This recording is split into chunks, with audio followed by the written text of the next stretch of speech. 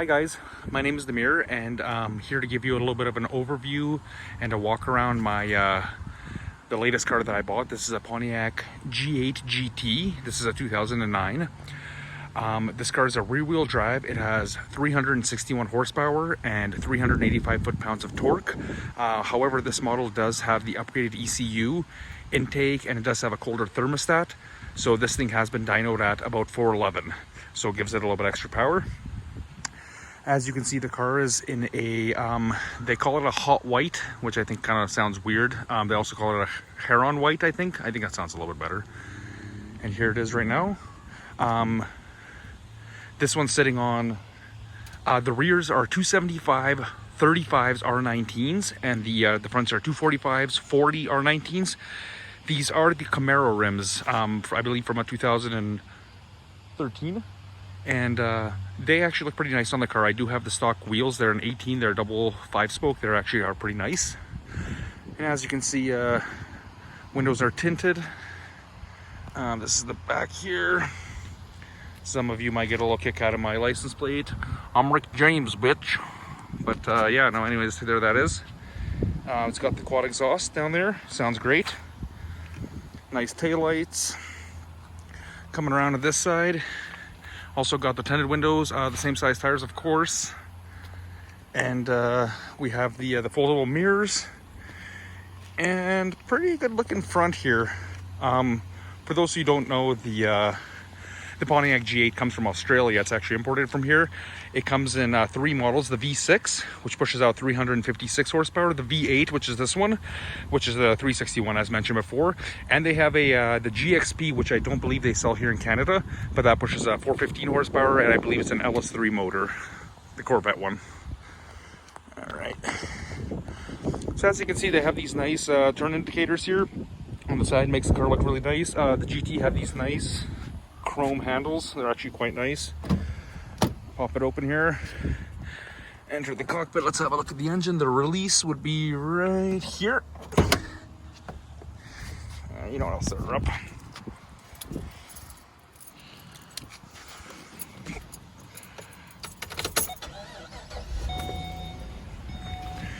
All right.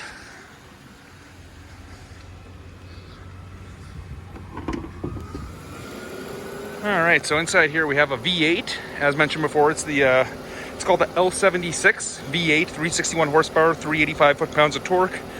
And as you can see, the engine bay is actually looking really nice here. I got this car about a few months ago, and the previous owner did a nice job. He kept it really clean in here, all maintenance on time. There's the intake, the aftermarket one. Very nice in here.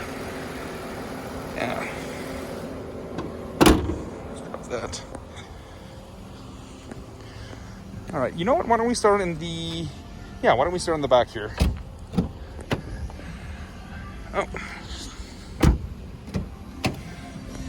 Turn down that music. Yeah, so in the back here, this is a very nice one. The one I got was really well taken care of. The previous owner, it doesn't look like anybody even sat in here, and that it was done pretty nicely. If you step in here, you do have nice space. I do have these aftermarket headrests with a TV. They actually do work. Power them on. Pop on a DVD, listen to some music, do all that kind of stuff. Pretty nice back here. They have a armrest. You just fold down right here. There it is. But it also has a weird other armrest. Since the seats are fixed, you just push this button and this thing folds down. It's also a pass-through for longer items, snowboard, skis, stuff like that. And there's also the spot here for maybe a laptop or, I don't know, like some sandwiches or something, and a couple of cup holders. So that's kind of cool. Gives you a little extra space. Let's pop that back. All right, I'll just shut this guy off. And of course, on the door here, they have the power windows. And yeah, it's nice here. All right, so let's sit here. Okay, so stepping into the cockpit here, I'll just zoom out a little bit.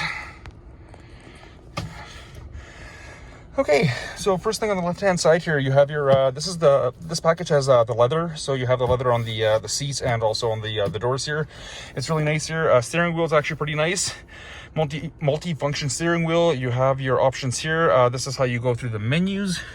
As you can see, if you scroll through the menus, it'll switch stuff up. Let's see if I can get there. All right, yeah, just a couple options. Trip odometer.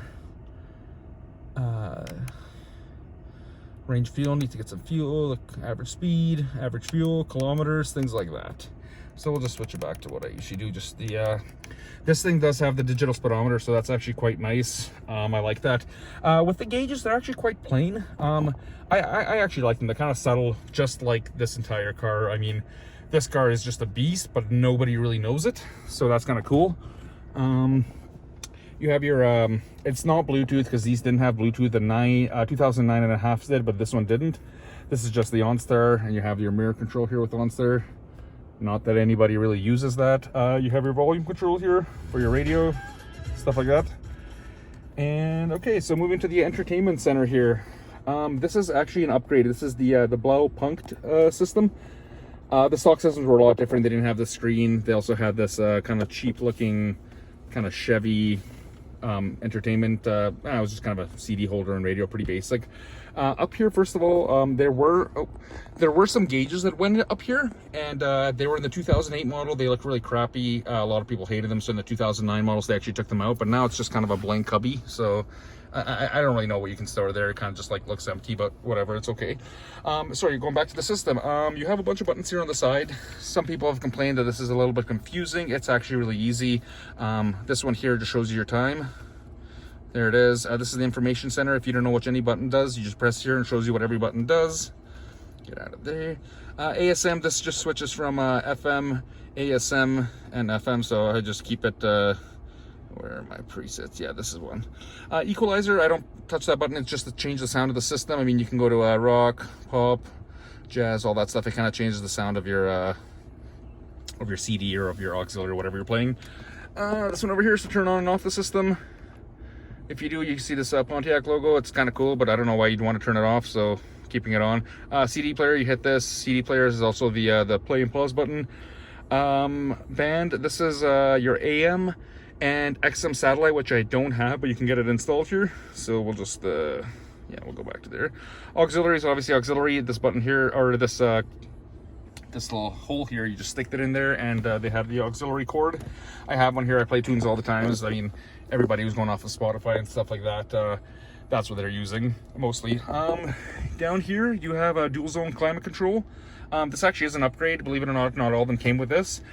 Basic buttons, you have your exterior temperature, rear defroster, windshield, circulated air, fan speed, zones, AC, on off, and all that kind of stuff. You know, I'll turn it down just so it's a little bit here.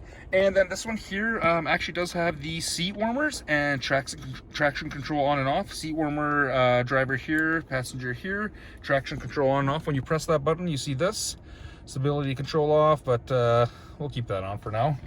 And this one here has the leather gear shifter. Not all of them have this leather. This is an upgrade. This is with one of the packages. Yeah, it's really nice. You just stick it down here. This one's automatic, of course. You stick it to the right, that's for sport mode. You press down, you're automatically in manual mode, so you can start shifting, and it'll show your shift points up here. You can see it. Yeah, 2, 3, and the rest of them. And just one thing to keep in mind, this trim here, this carbon fiber trim actually isn't stock. It has it here around the selector, and up here. I think it actually looks a lot better. What it's normally supposed to be is this thing right here, this kind of matte polished silver here, and that's what used to be here. So I think it actually looks really good. The previous owner actually did that, so I'm really happy he did. Moving down here, you have your window controls. This is a little weird because it's in the center. I had a Celica before, and I had this here, and I got used to it. I really like it. Yeah, I actually really like it. Here we got the e-brake, of course. Push that up and down. This thing is the lock controls, unlock, lock, and this is a bit of a weird spot to put it, but this is the mirror controls, right, left, all that kind of stuff. But I have them adjusted, so I'm not gonna fiddle with that. A couple of decent sized cup holders, and pull this bad boy up. Yeah, we have the auxiliary cord, we have my wallet, we have a little bit of space, and yeah, pretty standard stuff.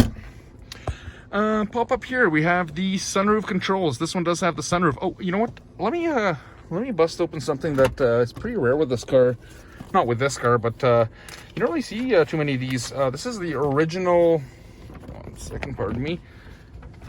The original bill sheet for these, and it shows you all the options, and pretty much the ones that matter is this one down here.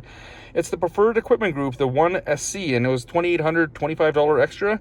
Now, what does that include? Power sliding sunroof, heated front seats with leather seating surfaces, 6-way power front seat adjusters, leather wrap shift knob, and a rear seat armrest. And as you can see, the price total was $41,220. This is Canadian dollars, so that's actually a pretty good bargain for what this car is. Yeah, 2009 G8 sedan. And while we're in the glove box, it's a 2-tier glove box. It's got a little book here, which has, of course, the manual, which is pretty decent. This is actually the original ECU computer, so that's still there. This is a really weird button. Never in any car seen this here. This is actually the trunk release. So you press that, the trunk pops open, and it can also do it on the key, but there's no way to do it out there. You have to do one or the other, so it's a little bit strange.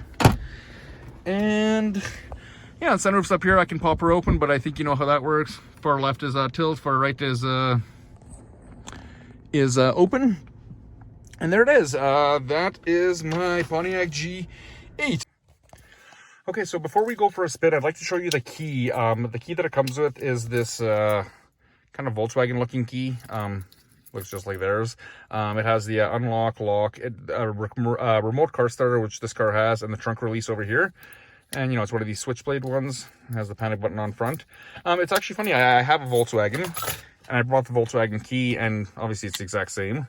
But Volkswagen, I think I like it a little bit better. It's a little bit better designed. The lock and unlock is up and down. That one you have to press middle for unlock, so it's kind of weird. The trunk release should be in the middle here, I think. So I think this key is actually designed a lot better, even though it's pretty much the exact same key. But yeah, that's the Volkswagen key. And then this is the spare key for the G8.